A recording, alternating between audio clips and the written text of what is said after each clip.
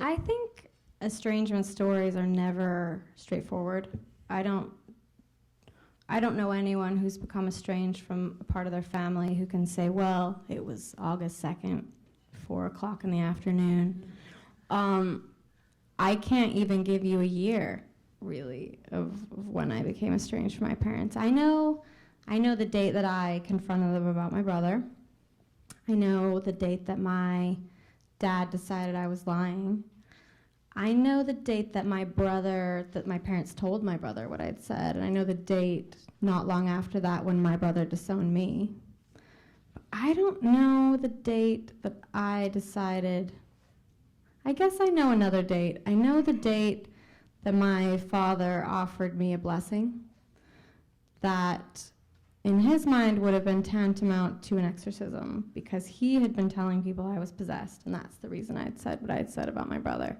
And he came to Harvard and offered me this blessing and said it was very clear, if I would accept this blessing, this evil spirit would be cast out of me, and then I could just deny everything I'd said.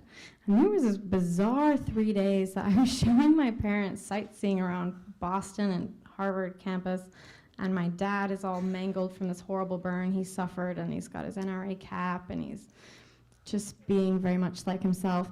And I was really arguing with myself. I was thinking, maybe this is a deal I can make. Maybe there's some dignity in just trading in everything that I know to be true and pretending like I think it's false, and trading in my whole sense of history and of what I know happened and what I think is right, just emptying all that out of my own head and taking someone else's ideas, and I'll do all of that to earn the love of my parents. And maybe I can pretend like there's a case to be made that this is a good thing to do.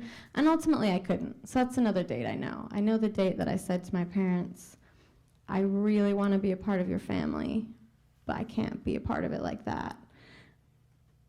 Because that would have been to go back in time and just act as if I'd never left and never learned anything and never developed my own ideas and never developed my own sense of reality and history and morality and all the rest of it. So, but after that, I don't have any more dates. I don't know the date that I forgave myself for making that decision, because there isn't a date that I forgave myself for making that decision. There were months and months that I tried to, and then I think there was a period maybe where I came to terms with it.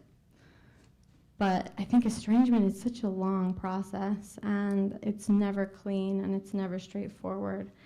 And part of the reason I wanted to write the book is because of how messy it is, and because having gone through it, I was aware of why there aren't that many people openly talking about. There are a lot of people who do so at the end of their lives, especially after the people they're estranged from have maybe passed away. But I don't think that there's so many people doing it when they're younger. I was 28 when I started writing the book, and I knew that it was because it's really hard. It's hard to write about, it's really hard to publish about. But I think that sense of being the only person that goes through it is part of what makes it really important for people to talk about it, because there's no one out there who is willing to step up and say, this happened to me. It's so easy to think that if it does happen to you, that you're always going to be on the outside in this way. I used to feel like no one could possibly believe that I'm a good person if they knew that my mother doesn't think I'm a good person. I could not square that circle. How could anyone have any respect for me if they knew what my mother was saying about me? And,